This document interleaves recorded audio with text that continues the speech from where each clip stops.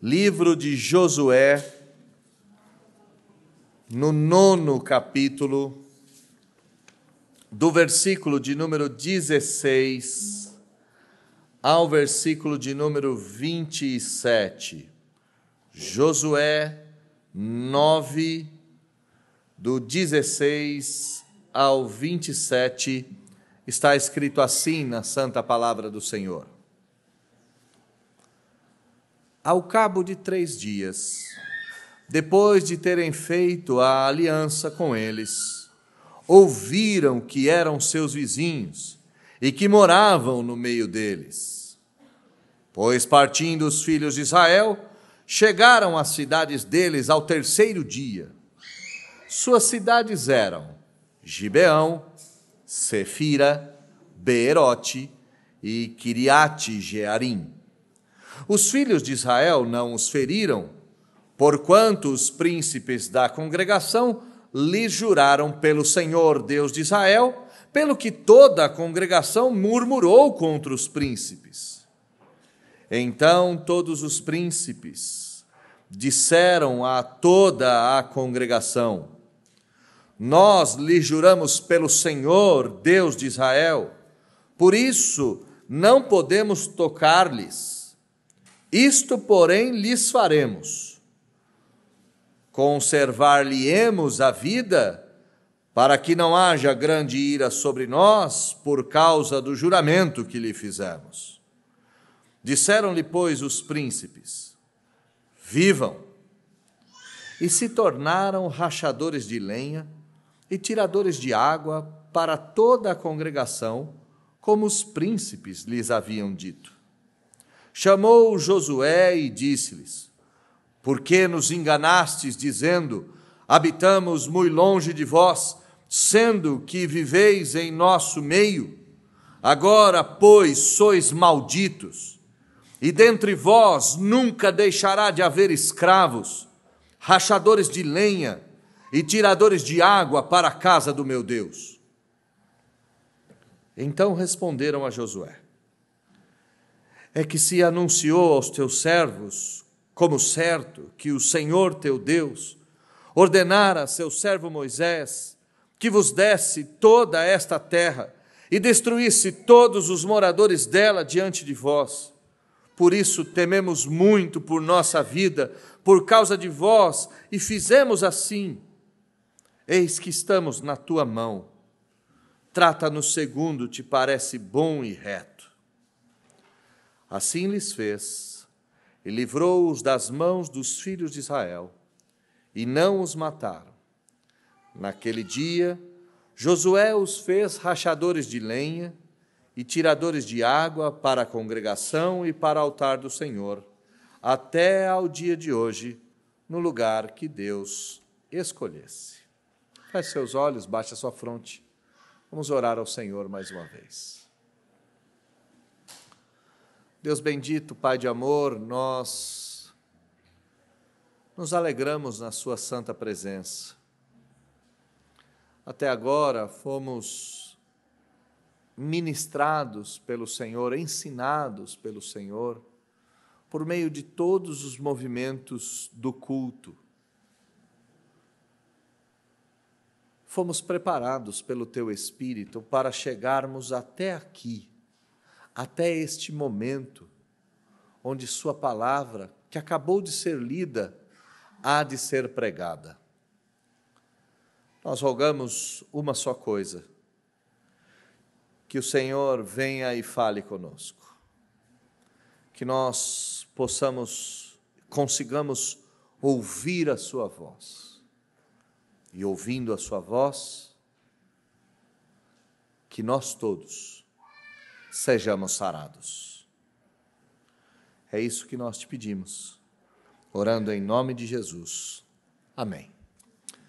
Eu disse na escola dominical que todos nós, seres humanos, precisamos de correspondentes externos para realidades internas. Eu quero começar esse culto citando 2 partes da nossa confissão de fé. 2 partes muito difíceis de serem entendidas. E o meu objetivo não é trazer teologia complexa aos seus ouvidos.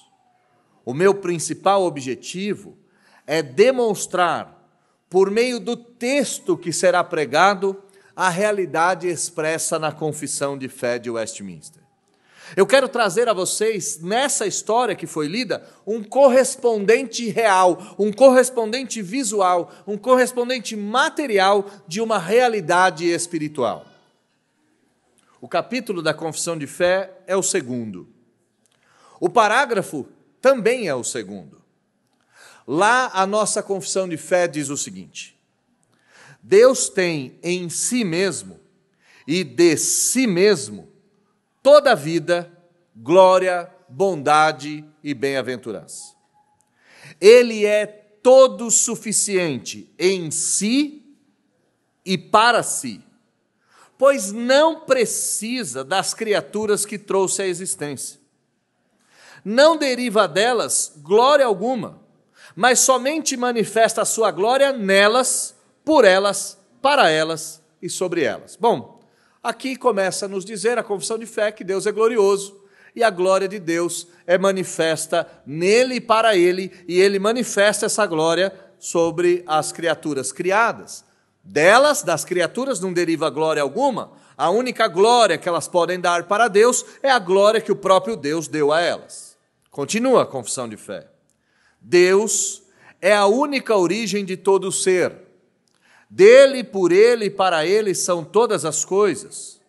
E sobre todas as coisas tem Deus soberano domínio para fazer com estas coisas, para elas e sobre elas, tudo quanto quiser. A Confissão de Fé diz que todas as coisas foram feitas por Deus e para Deus, e Deus tem o domínio de fazer sobre elas o que bem entender. Todas as coisas estão patentes e manifestas diante de Deus. Tudo está diante dos olhos dele como de forma patente. O saber de Deus é infinito, é infalível, é independente da criatura, de sorte que para Deus nada é contingente ou incerto. Todas as coisas estão diante de Deus, todas, presente, passado e futuro, tudo está patente diante de Deus. O saber dele é infinito, a vontade dele é infalível e independe da criatura, de tal forma que para Deus nada é incerto, nada é contingente, nada acontece por derivação, tudo acontece pela sua santa vontade. No capítulo 3 da Confissão de Fé de Westminster, mas agora no primeiro parágrafo, nos amplia essa ideia. Nos diz a Confissão de Fé: desde toda a eternidade, Deus, pelo muito sábio e santo conselho da sua própria vontade, ordenou de forma livre e inalteravelmente tudo quanto acontece. Olha o que a Confissão está nos dizendo, que desde a eternidade, Deus, pelo seu santo conselho, pela sua própria vontade, e única e exclusivamente pela sua própria vontade, ordenou de forma livre e de forma inalterável tudo o que acontece. Em outras palavras, tudo o que acontece é da vontade de Deus. Talvez venha na sua cabeça, mas pastor, e o pecado? A Confissão de Fé responde isso antes que a nossa pergunta saia dos nossos lábios. Porém, de modo nenhum, Deus é autor do pecado.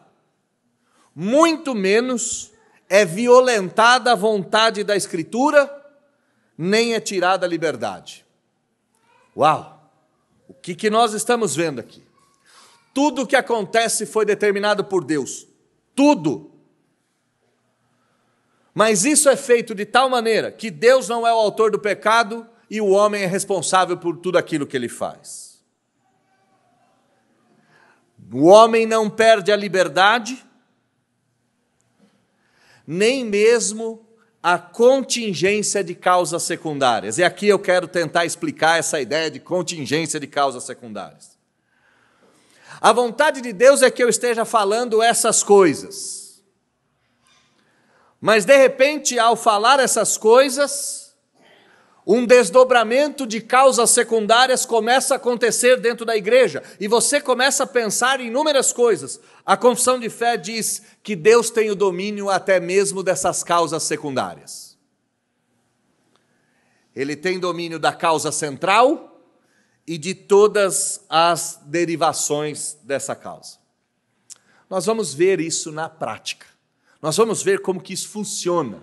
Nós veremos exatamente como Deus ordena tudo o que vai acontecer, não é o autor do pecado, não violenta a liberdade humana, mas continua fazendo com que tudo ocorra exatamente como ele predeterminou, ou segundo o termo que não é mais caro, que nos é mais caro, como ele predestinou.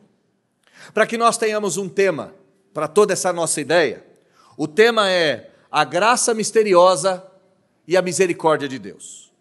A graça misteriosa e a misericórdia de Deus. O texto que antecede diretamente esse texto que acabamos de ler, vem com este lamento por parte do autor. Olha comigo o versículo de número 14 e o versículo de número 15 do capítulo de número 9.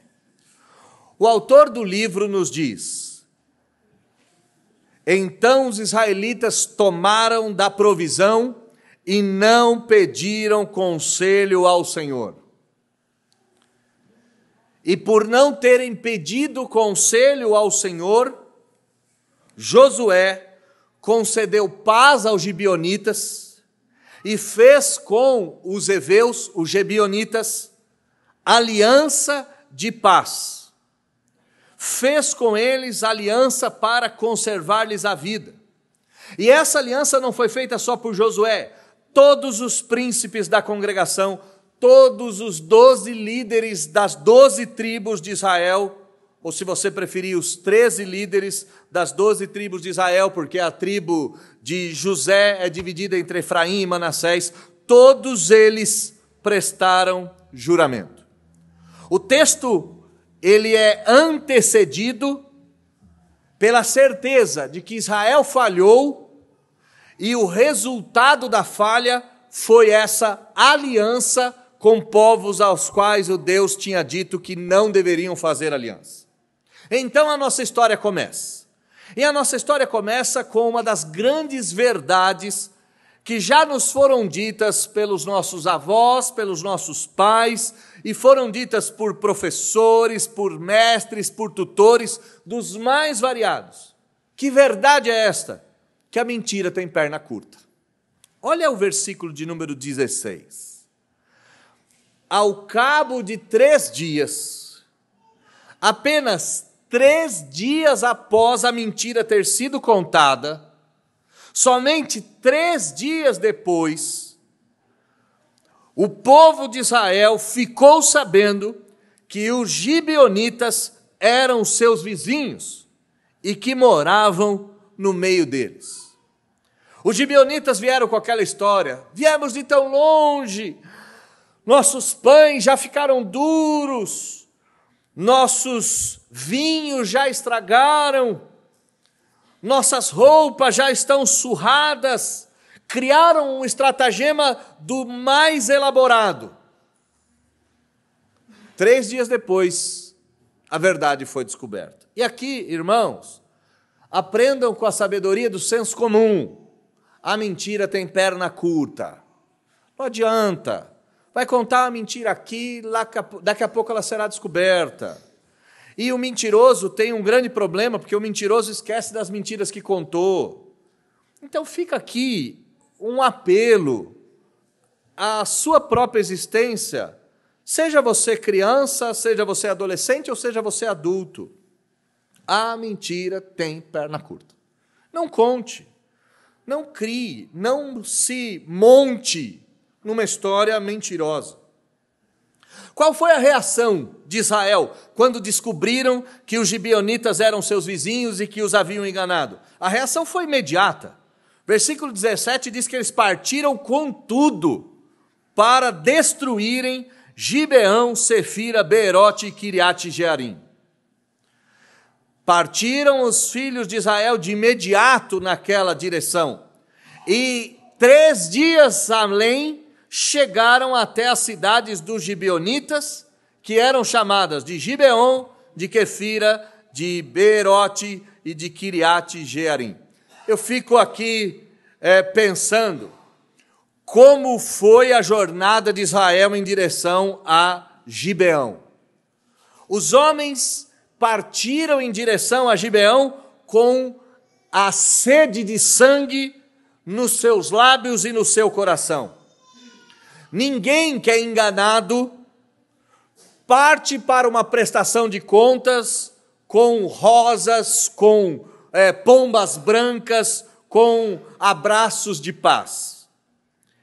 Israel partiu para cima de Gibeão com sede de sangue, para matá-los.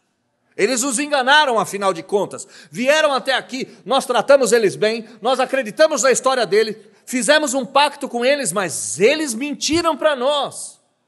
Mentirosos. Eles hão de pagar por tudo aquilo que fizeram.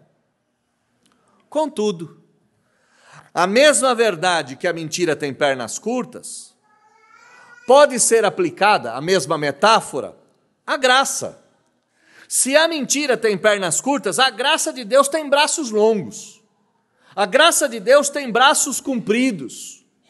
E ela surge em situações como esta. Olha o versículo de número 18 até o versículo de número 19. Os filhos de Israel, porém, não os feriram. E não os feriram porque os príncipes da congregação lhe juraram pelo Senhor, Deus de Israel. Ora, toda a congregação murmurou contra os príncipes. Então todos os príncipes disseram a toda a congregação: nós lhe juramos pelo Senhor, Deus de Israel, por isso não podemos tocar-lhes. Olha que texto maravilhoso. Esse é um texto maravilhoso de vida prática. E por que é um texto maravilhoso de vida prática? Meus irmãos, com todo o carinho e respeito que eu tenho para vocês e por vocês, nós devemos saber que um juramento é um compromisso para a vida toda. Nós devemos saber que um juramento feito na presença do Senhor é um compromisso para a vida inteira. E aqui em especial aos casais. Você, no dia do seu casamento, e se o rito do seu casamento for religioso ou não, me parece que você fez um juramento perante o Senhor. Não me parece isso? Não lhe parece isso também? No dia do seu casamento, me parece que você disse: vou viver até que a morte nos separe. O divórcio não é uma perspectiva cristã, muito menos uma opção bíblica. O divórcio é uma opção mundana. É uma opção vinda de fora. Não é uma opção vinda das Escrituras. Note que o texto não está falando de casamento. É bem verdade isso. Mas ele está falando de juramento. Os líderes de Israel disseram: nós não podemos quebrar o juramento que nós fizemos pelo Senhor. Mas a congregação disse: mas eles mentiram, eles enganaram, eles falsearam, eles erraram. Os príncipes disseram: nós não podemos quebrar o juramento. Para manter o juramento tem que suportar a pressão. E a pressão para quebrar o juramento era enorme. Aqui, no caso, no mínimo 1 milhão de pessoas, no máximo 3 milhões de pessoas, com sede de sangue, querendo saquear todas as cidades dos heveus, dos gibeonitas. Lembra que Jericó foi destruída e o saque, o despojo não pôde ficar com Israel. Já em Ai foi destruído e todo o despojo de Ai foi saqueado pelos israelitas. Aqui nós temos 4 cidades fortificadas, 4 cidades esperando o saque, a pilhagem. O povo de Israel recebeu de Deus aquelas terras. A pressão aqui é enorme. A pressão aqui é de um povo com sede de sangue, de um povo que sabe que os tesouros que estão lá lhes pertencem, de um povo que sabe que aquelas terras são deles. Mas o juramento foi feito perante o Senhor, e se o juramento foi feito perante o Senhor, custe o que custar, pelo tempo que for necessário, nós devemos manter esse juramento. Ai, pastor, mas não tem nenhum caso de divórcio bíblico? Sim, adultério ou abandono do lar. Sabe, meus irmãos, Israel entendeu algo e precisa nos ensinar, que um erro jamais justifica o outro. Eles podiam falar, bom, eles mentiram, pau neles. Não, um erro jamais justifica o outro. O que Israel está demonstrando para nós? Israel está demonstrando claramente que eles se arrependeram de não terem consultado o Senhor. E esse arrependimento foi tamanho que eles não ousaram cometer outro erro. Qual seria o outro erro? Destruir Gibeão e destruir todas as cidades fortificadas. Mas eu disse para vocês que a graça de Deus tem braços longos e ela surge no meio do caos. E onde nós podemos ver essa graça de Deus? A graça de Deus começa a se manifestar na vida dos gibeonitas por meio da preservação da vida desses homens. Mas pastor, eles não vão ter nenhuma paga? Eles não vão ter nenhum tipo de consequência pelo seu ato? Sim. Aqui é a terceira verdade que nós temos que entender. A mentira tem pernas curtas, a graça tem braços longos e toda ação tem reação. Qual é a primeira reação? A primeira reação é contra os israelitas. Olhe comigo o versículo de número 20. Os líderes da nação disseram, conservar-lhe-emos a vida para que não haja grande ira sobre nós por causa do juramento que lhe fizemos. Ora, eles estão arrependidos. Eles não vão cometer um segundo erro, já cometeram o primeiro. Não podem quebrar o juramento do Senhor. Então os príncipes disseram, vivam. Vamos deixá-los viver, eles estão falando. Nós não vamos desobedecer o Senhor pela segunda vez. Já desobedecemos quando fizemos aliança. Não vamos quebrar a aliança porque foi feita diante de Deus. O que nós vamos fazer? Nós vamos deixá-los vivos. Só que o problema de deixá-los vivos vai ser visto centenas de anos à frente. Deus disse ao povo de Israel que não poderia ter nenhuma nação pagã no meio de Israel. Isso foi dito lá em Deuteronômio 7. Quando vocês entrarem na terra, vão lançar todas as nações de diante de ti, os heveus, os girgazeus, os amorreus, os cananeus, os perizeus, os heveus, os jebuseus, 7 nações serão destruídas. E você deve destruí-las totalmente, não pode fazer aliança no meio delas. Qual foi a consequência para Israel? Deixar no meio do seu território, no centro da nação de Israel, um feudo, um bolsão pagão. O paganismo nunca foi extirpado de Israel, porque Israel falhou em cumprir o mandamento do Senhor. O paganismo estava ali. Você vai ver isso lá na frente, por exemplo, com a manutenção dos filisteus. Os filisteus é um outro povo que Israel não vai extirpar. Qual é a consequência para Israel? A consequência para Israel é ter que conviver com o paganismo durante todo o tempo. E o que o paganismo faria com Israel? Os deuses das nações se misturariam com o Deus de Israel. Os casamentos aconteceriam de forma mista. As famílias se misturariam e Deus derramaria a praga sobre todos eles. A falha de consultarmos o Senhor, meus irmãos, vai nos trazer consequências. O pecado é perdoado, essa é a verdade.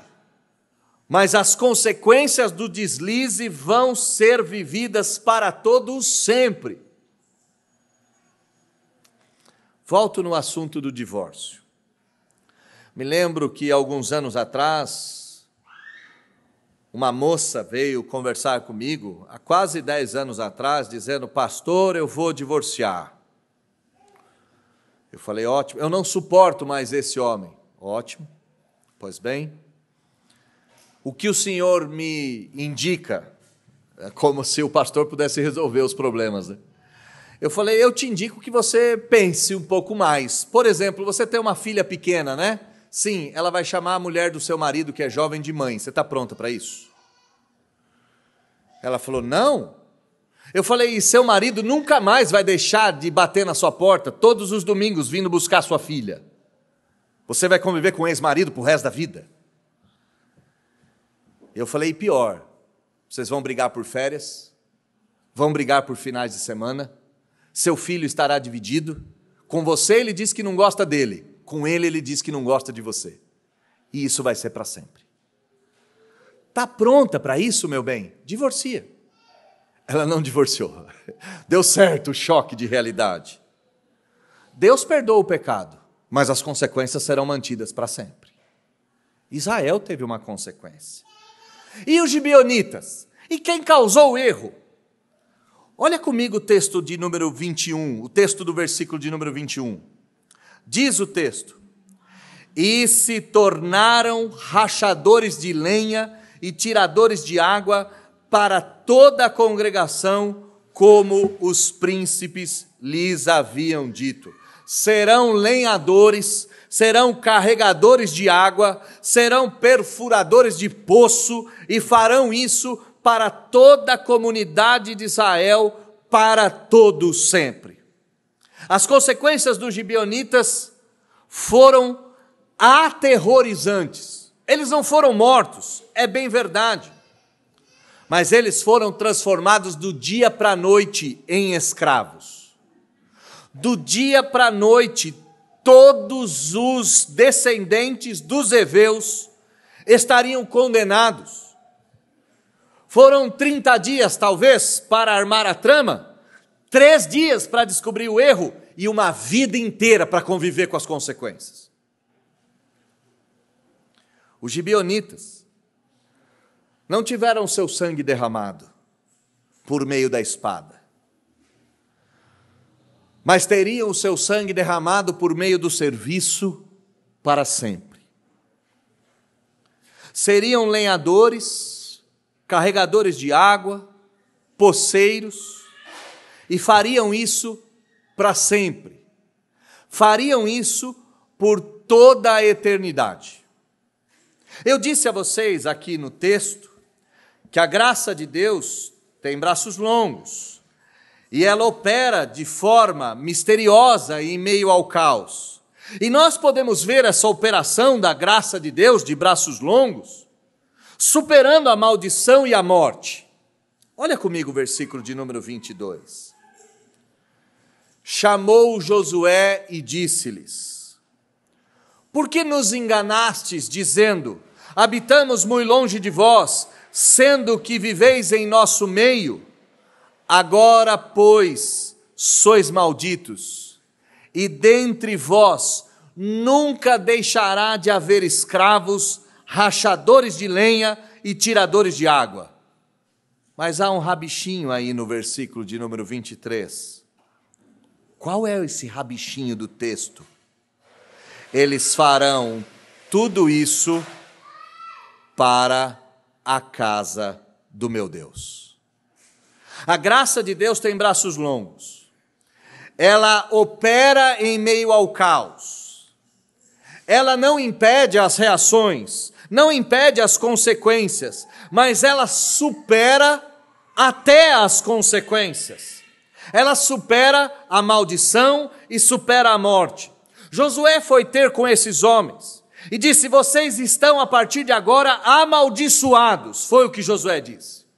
O engano de vocês trouxe sobre vocês a maldição. De agora em diante vocês serão servos, vocês e todas as vossas gerações. Vocês vão cortar lenha, vocês vão carregar água, mas vocês vão fazer tudo isso dentro da casa do meu Deus. Preste atenção no que o texto está dizendo. Preste atenção na graça de Deus operando. Preste atenção nesses braços longos da graça. Eles deveriam ser mortos pela mentira. Eles deveriam ser devastados. Mas a graça de Deus vai fazer com que o povo de Israel tenha consciência de que um erro não justifica o outro. A graça de Deus vai operar, fazendo com que, mesmo em meio ao caos, as coisas comecem a tomar o seu rumo. E a graça de Deus vai ser tão eficaz, que ela vai superar a maldição e a morte. Ela vai superar a maldição dos gibeonitas e a morte sobre os gibeonitas, fazendo com que os gibeonitas servissem na casa de Deus. E aqui tem um ponto importante. É muito melhor ser escravo na casa do Senhor do que ser livre num prostíbulo. É muito melhor ser escravo na casa do Senhor do que ser livre na idolatria. É muito melhor ser rachador de lenha e tirador de água para Deus do que ser dono de impérios para o diabo. A graça de Deus vai reverter a maldição, vai reverter a morte e vai fazer dos gibeonitas servos, assistentes dos levitas. É incrível o que acontece aqui. Os gibeonitas, a partir de agora, estarão tão próximos do altar de Deus, tão próximos da casa de Deus, tão próximo da palavra do Senhor, que no decorrer da história, os gibeonitas se tornarão parte do povo de Deus. Os gibeonitas, por exemplo, faziam parte do exército de Davi. Os gibeonitas, por exemplo, farão parte no futuro do povo que volta da Babilônia. Os gibeonitas, por exemplo, farão parte do povo que segue o Senhor Jesus no Novo Testamento. A graça de Deus tem longos braços. E ela tem braços tão longos, que ela supera a maldição e a morte. Ela não evita as consequências do erro. Ela não passa pano nos erros, na mentira. Ela não faz nada disso, mas ela suplanta essas coisas, dando novas perspectivas. A graça de Deus não só opera em meio ao caos, não só supera a maldição e a morte, mas ela age de forma misteriosa. Versículo de número 24 até o versículo de número 25. Então responderam a Josué: é que se anunciou aos teus servos, como certo que o Senhor teu Deus ordenara a seu servo Moisés que vos desse toda essa terra e destruísse todos os moradores dela diante de vós. Por isso tememos muito por nossa vida por causa de vós e fizemos assim. Eis que estamos na tua mão. Trata-nos segundo te parece bom e reto. Eles responderam a Josué: nós agimos desse modo porque a gente ouviu falar que o seu Deus tinha dado essa terra a Moisés. A gente ouviu falar da palavra do Senhor. A gente ouviu falar que essa terra era do Senhor e que o Senhor destruiria todos os habitantes dessa terra, nenhum escaparia. E quando nós ouvimos isso, quando nós escutamos isso, nosso coração temeu muito, muito. E agora, nesse exato momento, nossa vida está em tua mão, Josué. Faça conosco o que bem quiser. A primeira fala dos gibeonitas, ela parece ser parecida com essa. Volta lá no versículo de número 8 comigo, para nós olharmos mais uma vez a primeira fala e compararmos com a segunda. Versículo 8. Então disseram a Josué: somos teus servos. Então Josué lhes perguntou: da onde vocês vieram? Quem são vocês? Eles responderam: nós viemos de muito longe. Por causa do nome do Senhor teu Deus, ouvimos a fama de Deus, tudo quanto ele fez, tudo quanto ele executou, tudo quanto ele realizou. Versículo 11, nossos anciãos nos disseram: vão até eles, digam a eles que vocês são seus servos, que vocês são nossos servos, façam aliança conosco. No versículo de número 12 e 13, a mentira é contada com os seus detalhes, com a sua vileza, com a sua crueldade. Qual é a diferença da primeira fala dos gibeonitas para a segunda? Uma só é a diferença das duas. A primeira era insincera, a segunda é totalmente sincera. Totalmente sincera. A segunda, alguma coisa já tinha acontecido. Agora, quando eles olham para Josué e dizem: faça conosco o que você quiser, é verdadeiro isso. Quando eles se chamam de servos, aqui no versículo de número 24, é verdadeiro. E aqui no versículo 24, quando eles dizem: nós ouvimos falar de Deus e tememos, é verdadeiro. A diferença das duas falas é a sinceridade. E aqui, meus irmãos, talvez nesse texto em específico, tudo aquilo que eu disse para vocês na introdução fique claro. Todas as coisas estão patentes diante de Deus. O seu saber é infinito, infalível e independe da criatura, de sorte que para Deus não existe nada incerto. Deus não é autor da mentira dos gibeonitas, ele não pode ser acusado dessa mentira. Contudo, a graça de Deus age de forma misteriosa.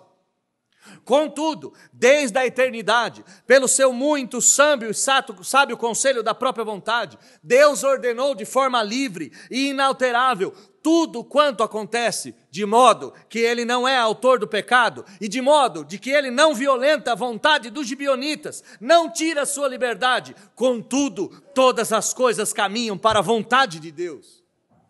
A vontade de Deus é que os gibeonitas lutassem ombro a ombro com Davi, 1000 anos à frente desse texto. A vontade de Deus era que os gibeonitas fossem salvos e transformados. A vontade de Deus é que a misericórdia alcançasse os gibeonitas. E como foi que Deus orquestrou todas essas coisas? Mantendo o seu projeto intacto, não manchando suas mãos com o pecado, nem violando a liberdade dos gibeonitas, mas mantendo todas as coisas debaixo do seu santo e bendito propósito. O Senhor Deus, que tem braços longos de graça e de misericórdia, manifesta a sua misericórdia, mesmo a despeito dos pecados cruéis e cabais dos homens. Versículo de número 26, a misericórdia do Senhor é escrachada diante dos nossos olhos. Assim lhes fez, e livrou os gibeonitas das mãos dos filhos de Israel. Deus livrou os gibeonitas da morte. Deus não permitiu que eles fossem mortos. Olha o versículo de número 26, e não os mataram. Naquele dia, Josué sim os fez rachadores de lenha e tiradores de água para a congregação e os fez servos para o altar do Senhor até o dia de hoje no lugar que Deus escolhesse. A graça de Deus, que tem braços longos, que age em meio ao caos. A graça de Deus, que não só age em meio ao caos, mas que é extraordinária, é fabulosa, é espetacular, é cheia de misericórdia. Volto a dizer a vocês, os gibeonitas, de pagãos, passaram a levitas. De escravos de Baal, passaram a servos do Deus vivo. De escravos da carne, passaram a escravos do Deus que é Espírito. E tudo isso ocorreu porque a graça de Deus tem braços longos. Como é que eu termino esse texto? Francis Schaeffer, comentando desse texto, disse que a graça de Deus que se manifestou com os gibeonitas foi a mesma graça que se manifestou na prostituta Raabe. Raabe disse: vosso Deus é Deus em cima dos céus e abaixo da terra. Os gibeonitas disseram: o vosso Deus, o Deus de Moisés, vos deu essa terra. Esses dois povos pagãos, aqui uma habitante de Jericó, lá em Raabe, uma habitante de Jericó, aqui uma população inteira. Estes povos foram enxertados na videira verdadeira, foram trazidos para o reino de Deus de maneira misteriosa, exatamente por essa graça operante e operosa que age em meio ao caos, que elimina da morte e da maldição, que é rica em misericórdia, que ressignifica vidas. Raabe trocou o reino dos inimigos de Deus pelo reino de Deus.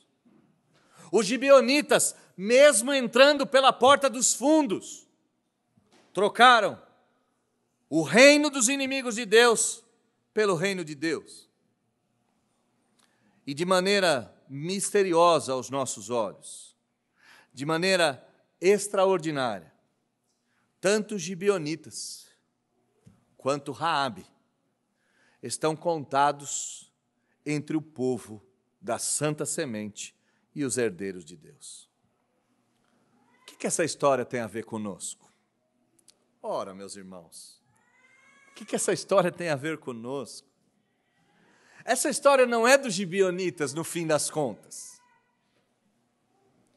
Nem mesmo a história de Raabe. Essa história é nossa. Mentirosos, trapaceiros, egoístas, arrogantes, falastrões, aventureiros.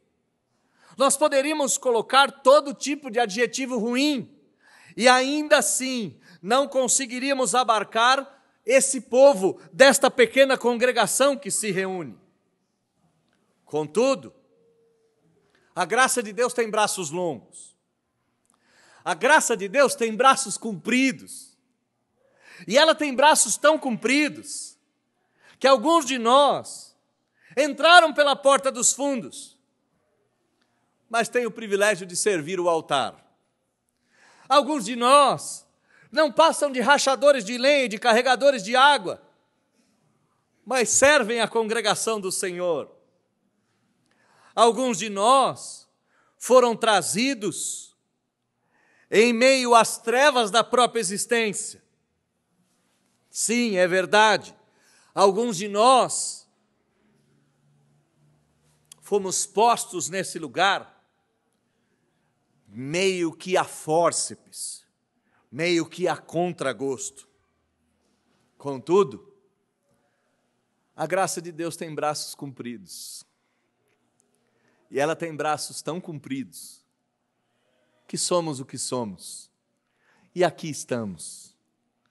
Somos descendentes de Raabe. Somos descendentes de Gibeão. Somos descendentes do velho Adão. Inimigos de Deus por natureza, corrompidos e depravados na sua inteireza. Contudo, a graça de Deus nos atraiu. Por causas secundárias ou contingentes, em meio a mentiras ou enganos, em meio a desdobramentos fortuitos e inesperados, a graça de Deus nos trouxe até aqui. E o que nos importa saber é que essa graça de Deus que nos trouxe, jamais, em hipótese alguma, há de nos abandonar. A graça de Deus continua tendo braços compridos, braços tão compridos que nenhum dos eleitos de Deus escapará da graça, da misericórdia e da bondade do Senhor. Mas eu ainda tenho que dizer uma última coisa. Talvez, e mesmo conhecendo a maioria de vocês, talvez, alguns de vocês ainda não foi atraído para a companhia do povo de Deus.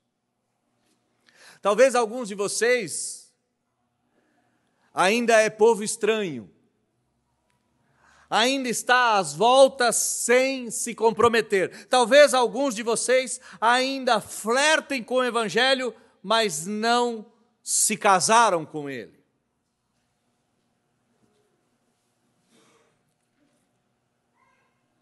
Deixe com que o Deus que predestinou todas as coisas, que é responsável pelas causas primárias e causas secundárias, deixe com que esse Deus te atraia. Você só precisa de uma coisa: saber que o Deus verdadeiro existe, que Ele providenciou um caminho da salvação, que o caminho da salvação passa por Jesus Cristo, e os braços compridos da graça de Deus farão todo o resto. Se você faz parte do povo de Deus, glória a Deus, continue a caminhada. Se você ainda não faz, só a graça de Deus pode transformar a sua vida. Só a graça de Deus pode modificar seu destino. Só a graça de Deus pode te dar a vida eterna. Feche seus olhos, baixe sua fronte, vamos orar.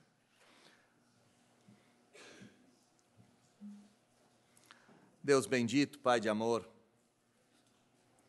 a Tua graça é misteriosa e é misericordiosa. Ela é tão maravilhosa, tão espetacular, que ela opera em meio ao caos. Ela não precisa ter o melhor cenário. Não. Ela não só opera em meio ao caos, mas ela transforma a morte. Ela muda destinos, superando a maldição e refreando a morte. Ela opera de forma tão misteriosa, que causas secundárias, desdobramentos tamanhos, vão todos cooperando para que a graça de Deus se manifeste. E ela é tão maravilhosa, que a graça de Deus derrama misericórdia sobre pecadores como nós.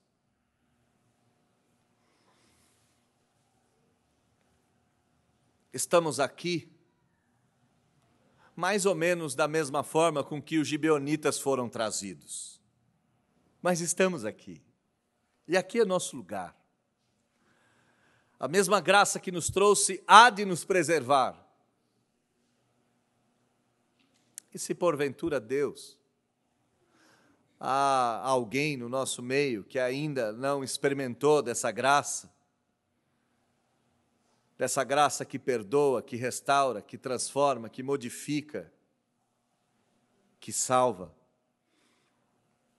que o Senhor Deus se manifeste na vida dessa pessoa, nesta manhã, e que ele possa ser contado como um dos israelitas, e não mais como um gibeonita.